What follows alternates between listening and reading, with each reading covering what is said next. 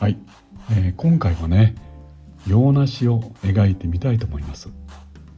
2つ描きますね。はい、まず1つは立っていて、1つはね、横たわっている形です。こんな形だよね。真ん中辺が少しへこんでるかな。は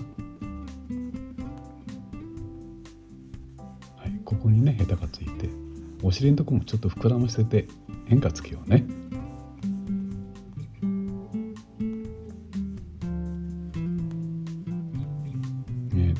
ですね。で、形が描けましたので塗ってみます。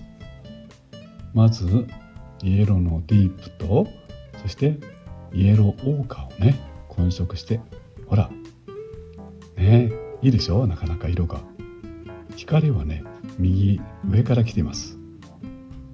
ではそれを頭に置きながら、まずはたっぷりの絵の具でフラット塗りしましょうね。そして光が右上ですのでね、ここら辺が多分明るいですよね。そこ絵の具を取ってね、明るくしています。今日のね洋梨はね、もうよく売れていて美味しそうな感じにしたいので、バーミリオンの色をね加えてみます。ほら、どうですか。でもね、グリーンっぽい色もあるかもわかんないんだね。こんなのも加えると色も一層深くなっていいでしょ。こうですね。自然に画面の上でこう色が混ざるようにしましょうね。そしてこれは中間の日向の調子です。少し暗くなるわけですね。さらに、グリーンとクリムソン液を加えて、ぐっと暗い日陰を描きます。この時に洋梨のね凹凸感をねちょっと意識して塗りましょう。とにかく大きい筆使いですね。ここはヘタのへこんだ部分の日陰です。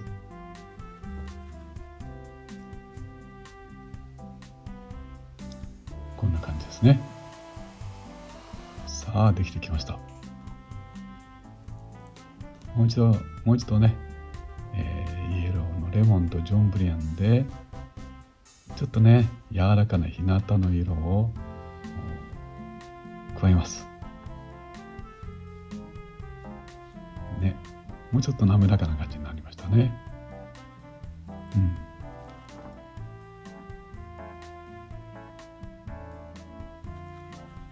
はい。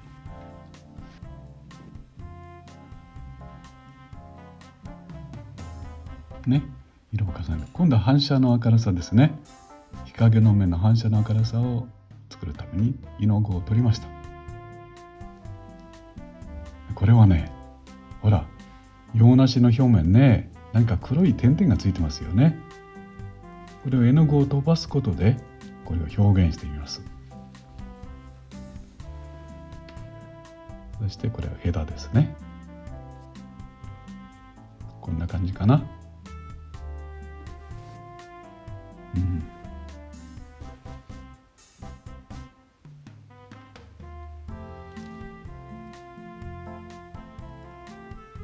ね、こうちょっとずつね色を変えてあげるとおしゃれですよね。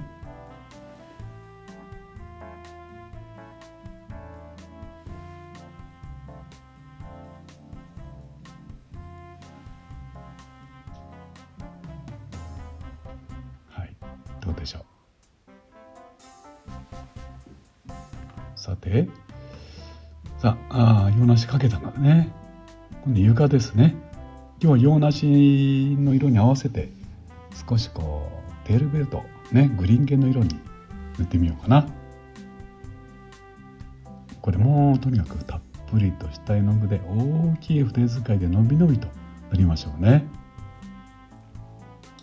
そして洋梨がね床と接している部分、このくらい暗いねブルー系の色でしっかりと描いてあげます。こう自然に絵の具がにじんでね、とってもいい感じでしょ。やっぱりこれはタイミングが大事だね。じゃあもう一回ね、ちょっと凸凹しすぎたとこはこう軽く絵の具を、ね、濡れた筆で軽く画面こすってね、滑らかにね、こんな消えちゃったところをもう一回塗ってあげて、は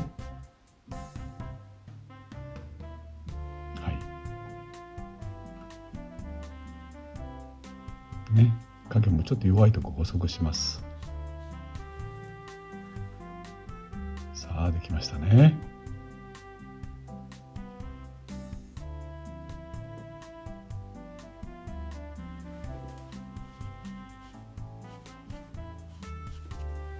で、仕上げにね、いらないちょっとね目障りな線を消してしまいます。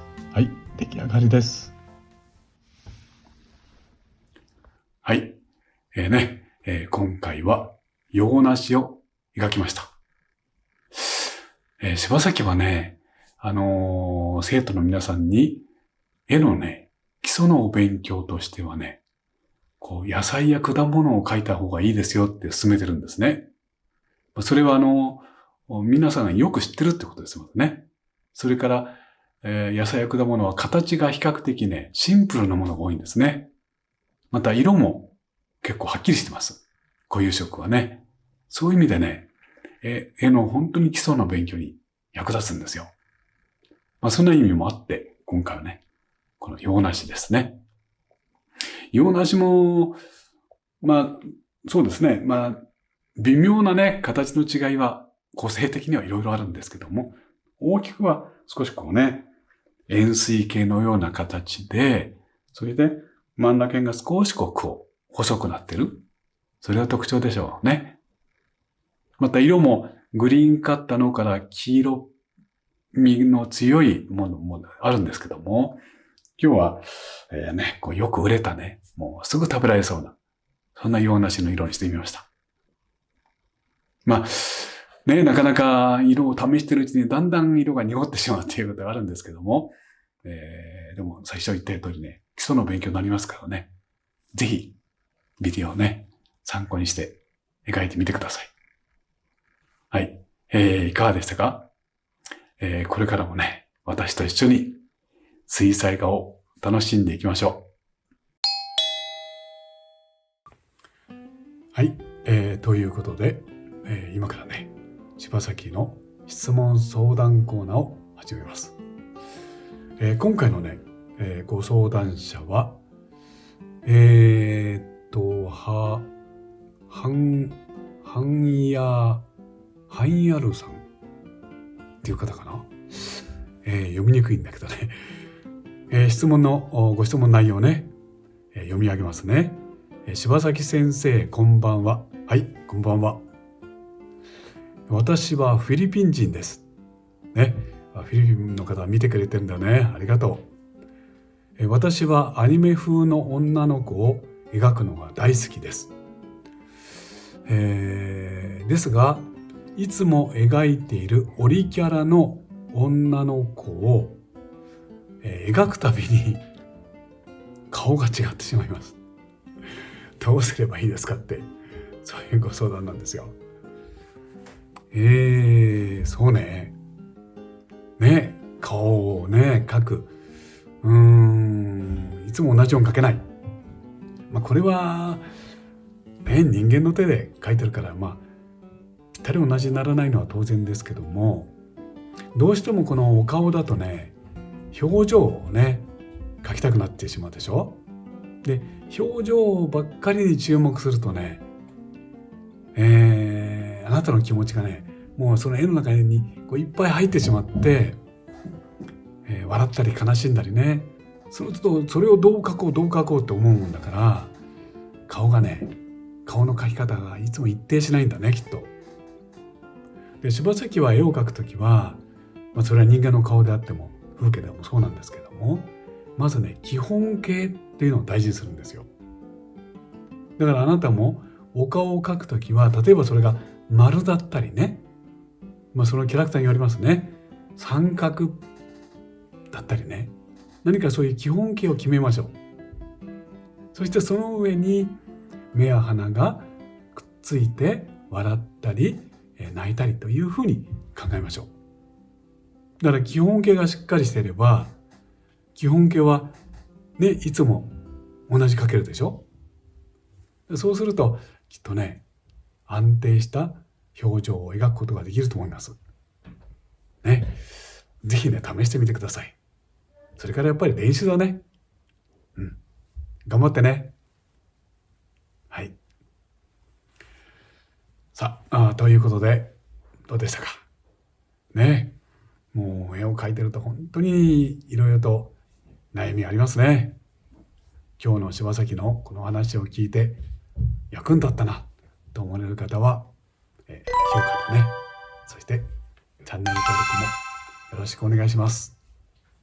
はい、それではまた。